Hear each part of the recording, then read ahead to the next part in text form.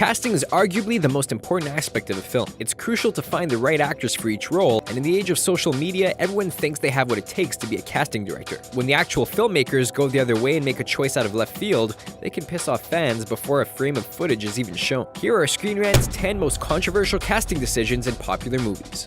The Dark Knight. Batman fans could not believe that Heath Ledger was cast as the Joker, who was known primarily for his roles in 10 Things I Hate About You and Brokeback Mountain. Nobody could see how he could play one of the most intimidating villains in comics, but Christopher Nolan knew best. Ledger's performance was a genre-defining moment, raising the bar for film antagonists and earning the actor a posthumous Oscar. Many fans now retroactively will say that they were always for the casting, but a look back at the Internet Archive says otherwise. The odds were against Ledger, but he proved all the doubters wrong. Fantastic Four. Josh Trank's reboot was doomed from the start, as fans expressed supreme displeasure with the director's casting choices. Some fans could not stand the idea of Michael B. Jordan playing Johnny Storm, a traditionally Caucasian character. The controversy seemed silly and had some ugly undertones, since race is not an important element of getting the Human Torch right. Once the film was released, any questions over Jordan's casting became an afterthought, with many happy that the talented actor would not have to appear in any sequels to this bomb. Luckily, Jordan won fans over in Creed and seems to have a franchise there. Batman. Even before the days of the internet, comic book fans found ways to protest castings for adaptations. Many bemoaned the idea of Michael Keaton as Batman, especially since he was known mostly as a comedic actor and didn't have the appearance of a superhero. What are you? I'm Batman. But Keaton established himself as Bruce Wayne for an entire generation of moviegoers, wowing them with his portrayal of Gotham's Dark Knight. The actor said he's proud of the work he and director Tim Burton did, and it's easy to see why. For some, there will be no topping Keaton, which is a statement few would have believed before 1989. The name's Bond. James Bond. Casino Royale. When fans think of the cinematic James Bond, a suave, dark-haired gentleman comes to mind. So when the producers went with the blue-eyed, blonde-haired Daniel Craig for the reboot of Casino Royale, there was enormous outrage. The website CraigIsNotBond.com was started, and some petitioned for Pierce Brosnan to return. Craig took it all in stride and redefined the character, giving the franchise the shot in the arm it needed. After 4 films as 007, Craig is seen as one of the better incarnations, and all the controversy surrounding his casting makes little sense in retrospect. It'll be hard to replace him when he steps down. Aloha. A rom-com pairing Bradley Cooper with Emma Stone seems like a charming winner, but Cameron Crowe learned the hard way that that wasn't the case. There was an uproar over the director's decision to cast Stone as Allison Ng, a character who is of Hawaiian and Chinese descent. Though the defense was that Ng wasn't supposed to overtly resemble a person for background, many took issue with Stone's involvement and saw it as the latest example of Hollywood whitewashing. The film couldn't bounce back from the negative publicity and succumbed to poor reviews, killing its chances of being a box office hit.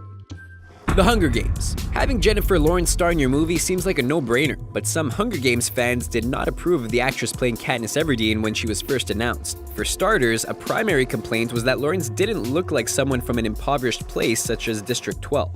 In addition, the novel describes Katniss as an olive-skinned, dark-haired tomboy, an appearance Lawrence did not have. But she changed her hair color for the roles and was a big reason why the films were massively successful. She won people over and became an action heroine to look up to.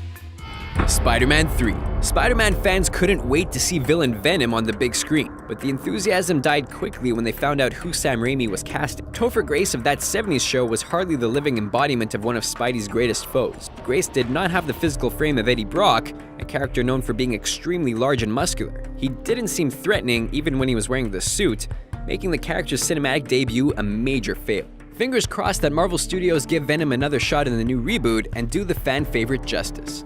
Interview with a Vampire. No actor was a better box office bet than Tom Cruise in the 1990s.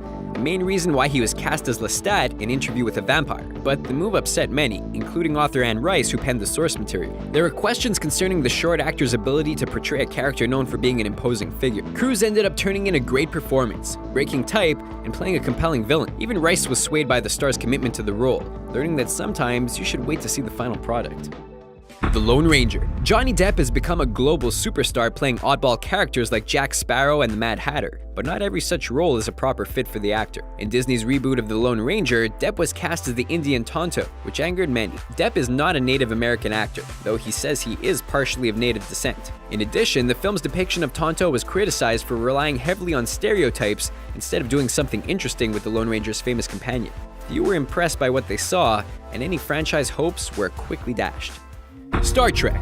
Replacing the incomparable William Shatner as Captain James T. Kirk is a daunting task, and when J.J. Abrams cast Chris Pine for the role in his Star Trek reboot, few were happy with the decision. At the time, Pine had only appeared in a couple of mediocre rom-coms, and hadn't proven himself as an action lead just yet. Some fans wanted Paramount to go with Matt Damon, but Pine quickly silenced the critics. His charisma and charm perfectly capture the spirit of Captain Kirk, and he helped reinvigorate the classic sci-fi property. Pine's now on board for at least a couple more movies, cementing his place in Trek lore. Those are our picks for the most controversial casting decisions in films. Are there any we missed? Which ones get your blood boiling? Sound off in the comments and be sure to subscribe to our channel for more fun videos like this one.